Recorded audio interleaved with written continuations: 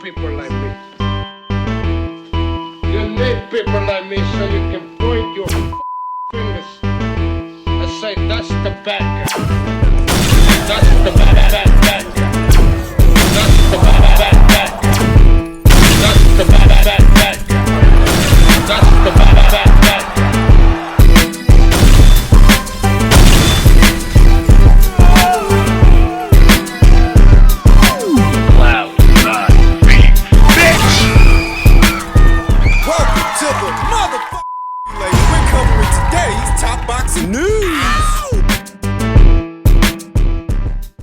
Okay, we'll start with this. WBA interim super featherweight champion Elif Turhan keen to return before this year is out. Alicia Baumgardner relinquished her WBC junior lightweight title, and the following week, her unified championship defense against Dubois was announced on a busy November 14th bill, headlined by the Jake Paul versus Gervonta Davis exhibition bout in Miami. Exhibition? I thought that fight was supposed to have an official result. Although Baumgardner, 16-1 with 7 knockouts, has been open about moving up through the weights in the future, as former foe Michaela Mayer continues to do so, there's another challenge awaiting the Ohio native, if successful, next time. Turkey's surging contender, Elif Turhan, 11-0 with 7 KOs, has made a name for herself with devastating knockout wins on away soil over the past 6 months. She was swiftly signed by Eddie Hearns' Matchroom stable after sweeping aside Shauna Brown without breaking a sweat in March, and her prospects are promising across 2 divisions now. At the time in Belfast, Hearn contextualized an impressive away win during her post-fight interview.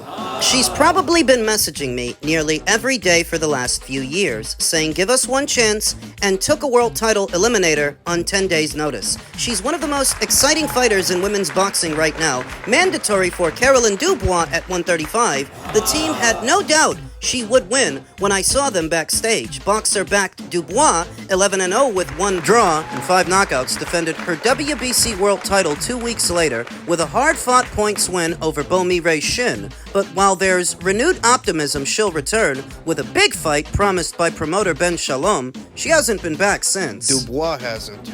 Turhan, meanwhile, continued her road warrior status with another impressive away win, this time in Paris, France, seizing another perfect record to stun Rima Ayadi with a 6th-round knockout win during the junior lightweight contest this past August. A big right hand floored the 36-year-old, and an unanswered 8-punch flurry was enough to see referee Bruno step in and wave off their contest, sealing Turhan the WBA's interim world title. As far as her next fight is concerned, she awaits news. Through her translator and team member, Sem Hassan, she told the ring, we're just in talks with Eddie. There could be something coming up. Very close, but not confirmed. The plan is to make sure we get it, another fight before the end of the year. When asked about her willingness to mirror the men's code by doing 12 3-minute rounds, which has been a sticking point for some in recent years, the 30-year-old wasn't fussed. For the world's best, 12 threes is normal,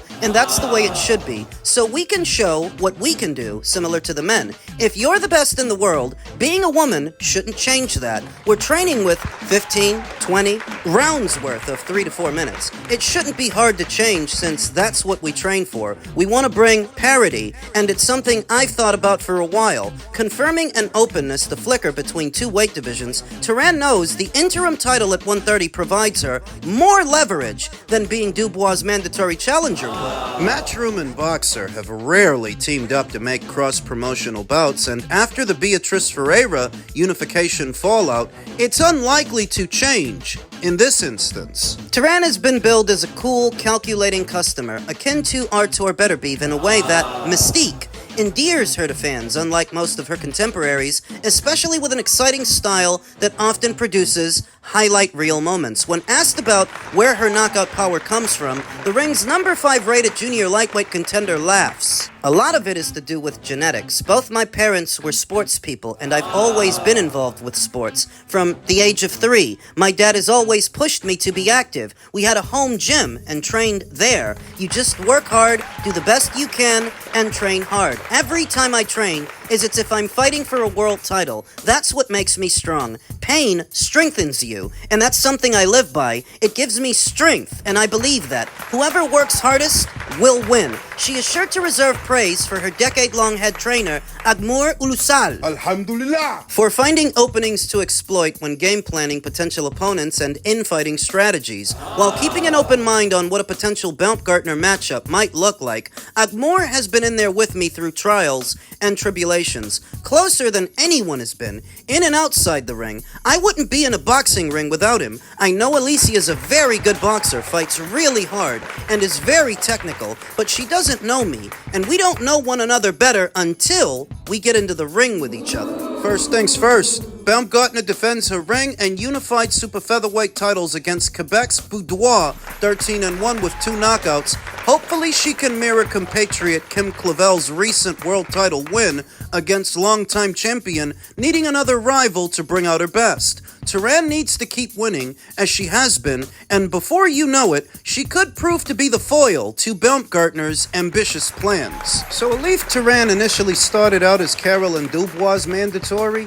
then she became Alicia's mandatory, likely because Alicia's got a bigger name than Carolyn, it's a bigger fight, 4 more belts. So you see what the rationale is, but that in and of itself doesn't guarantee her that Alicia will stick around long enough at 130 to have that fight, because look at who she's fighting. She's fighting Layla Boudoir, who normally campaigns in the featherweight division. Afterwards, Alicia might decide to move up to 135 because there are currently bigger names at 135 than there are at 130. Bigger fights, bigger money. Elif Turhan has every reason to hold her position as WBA interim champion, if not for a fight with Alicia Baumgardner, then for a vacant title after Alicia moves up. One way or another, Elif is on the cusp of fighting for a world title. It's just a question of against who. You're seeing 5 brilliant fights coming from Saudi, but what you're also seeing there are 5 headliners, which could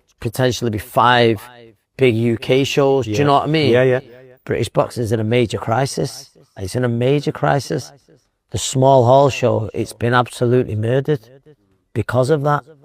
And not just that, the amount of UK shows we're seeing, they've been cut in half. It's probably less.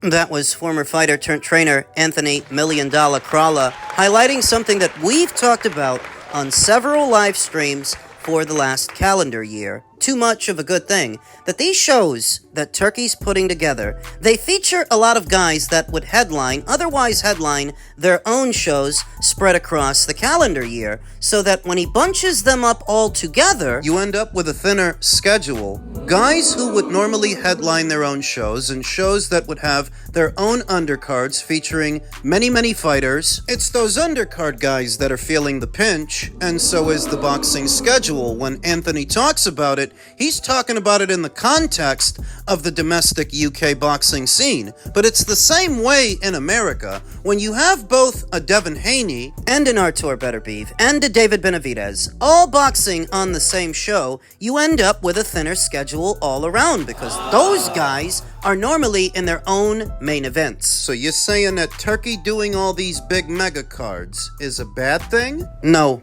not necessarily. I'm saying that the promotional outfits are not compensating for that loss hard enough, and I expect them to do so in the coming calendar year. This was an unforeseen issue. When Turkey first started putting together all of these mega cards, it was welcome news to every boxing fan that actually is a boxing fan, but we didn't figure at first that it would result in a thinner schedule all around. Now, over a year, 2 years into Turkey's foray in the world of boxing, and now that we understand this, I feel that Matchroom needs to do more regular shows, so does Queensbury. Top Rank when they come back.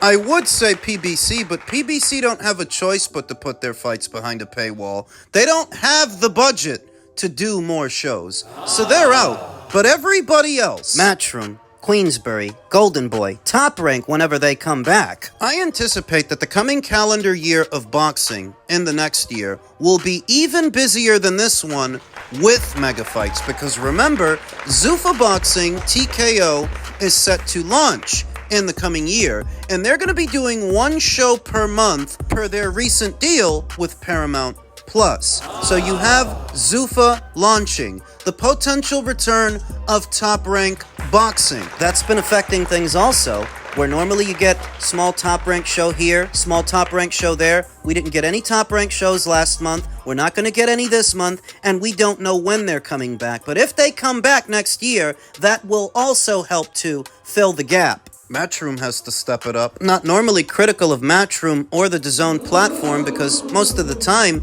they don't give me a reason to be. But for what an annual DAZN subscription costs, the regular schedule needs to be a lot better and a lot stronger, a lot more robust than it has been this year, because you're talking about $225 annually on top of whatever you're paying to pay per view when they do a pay-per-view. For that, you need a stronger regular schedule. I mean, for God's sakes, you've got Queensbury Promotions on there now, and it feels like the schedule's become thinner, not fuller, since their arrival. The bottom line is, it's not that the Saudi mega cards are hurting the schedule so much as the promoters aren't doing enough to fill the gaps in between those major fights. But they could be doing more. If so many of your big name fighters are all tied to Saudi shows, remember, that means you're not paying them. That means their purses and those shows are not coming out of your annual budget, which for you should be creating a surplus of cash that you can use to do more shows. If a Matchroom fighter boxes on a Saudi show where Turkey's paying a guy, Matchroom gets their percentage of that fighter's purse. And it's the same for everybody, which should in effect create a cash surplus. So I want to see Jaron Ennis 3 times next year, Bam Rodriguez 3 times, Diego Pacheco 3 times. 3! Sign more girls. Sign more female fighters. Alicia Baumgardner is gone. Ellie Scottney, Chantel Cameron. Terry Harper. Fill the void. Fill the gaps. There are plenty of fighters to pick up in the United States and the United Kingdom. In America, you can pick up Micaiah Krebs. Girl's got champion written all over her. You can pick up Nayeli Rodriguez, who showed her stuff against MVP's Natalie Dove. That wouldn't be a bad signing. A young, talented Mexican-American fighter with a solid amateur background. You could do a lot worse than sign Nayeli. And the bottom line is, the remedy to what Anthony Crolla is talking about, the byproduct of these big Saudi mega shows, is the promoters need to step it up. That's the solution. That's how you fix it. Fill the fucking gaps. Elsewhere in the world of boxing, officials order review after Terence Crawford stopped and ticketed. An update to the story we talked about this past weekend after Crawford's victory parade in the city of Omaha, Nebraska.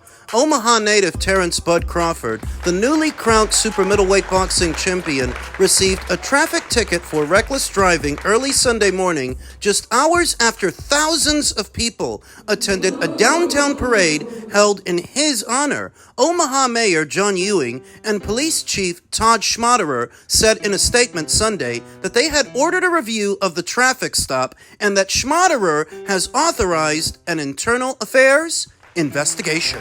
The statement said officials were aware of a video circulating on social media regarding a traffic stop involving Crawford. An Omaha police spokesman told ESPN on Sunday that the video circulating is from a cell phone from someone inside Crawford's vehicle and that Omaha police have not released video. According to the statement, police stopped a vehicle they said was driving recklessly shortly before 1:30 a.m. While speaking with the driver, the statement said an officer saw a firearm on the driver's side floorboard. 4 people in the car were ordered out of the vehicle at gunpoint. Now, you can argue that as soon as the police officer identified there were firearms in the car, that was an adequate response, but why were they stopped in the first place? The driver later was identified as Crawford, who was cited for reckless driving. One passenger, a member of Crawford's security team, also was found to be carrying a legal firearm.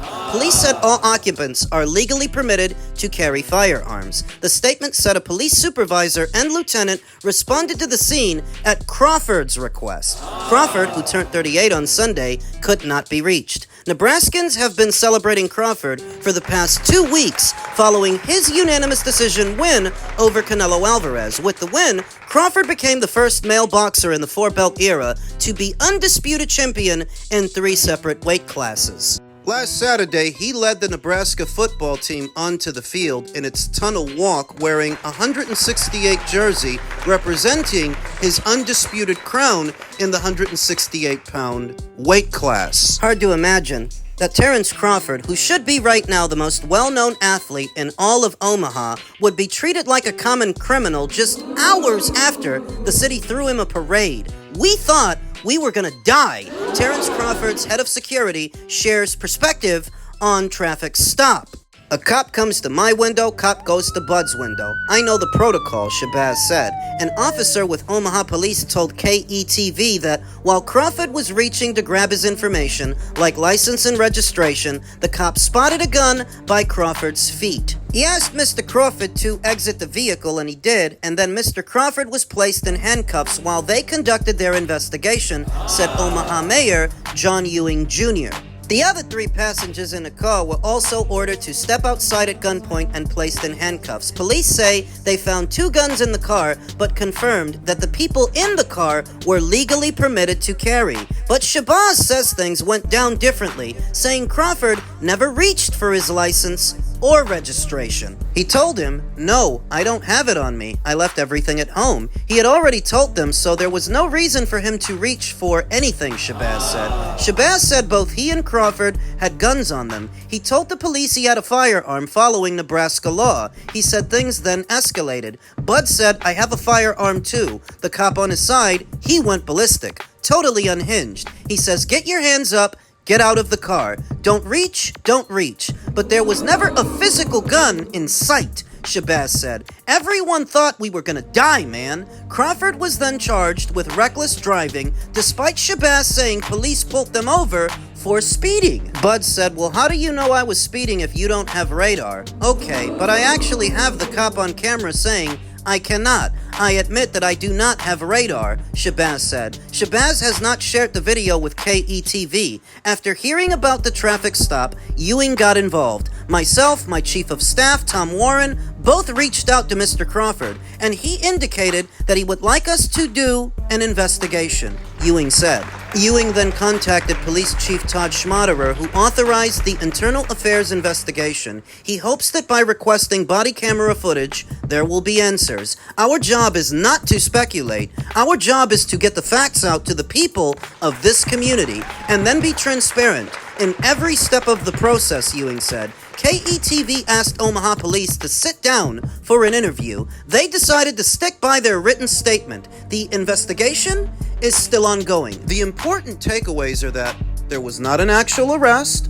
Terrence Crawford and his head of security are both legally permitted to carry a firearm. And the only thing that's in question is why Terrence's vehicle was stopped in the first place. That is the point of contention, because they just threw this guy a parade that thousands upon thousands of Omaha Nebraskans showed up to then get treated like a common criminal hours afterwards. Something needs to be said about that. I don't think you can live in Omaha, Nebraska and not know who Terrence Crawford is. So we'll see what the investigation turns up.